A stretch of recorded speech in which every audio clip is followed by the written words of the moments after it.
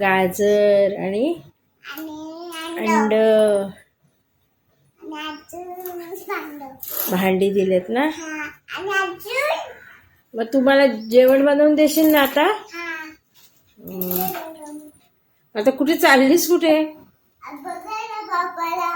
बाबाला पप्पा बाबा नाही आहेत. जा बघ जा. मग आता पप्पा बाबांना सायकलवर जाणार बघायला बेडरूम मध्ये. बापरे कशी चालवते ग एवढंस माझं पिल्लू. एवढी मोठी सायकल.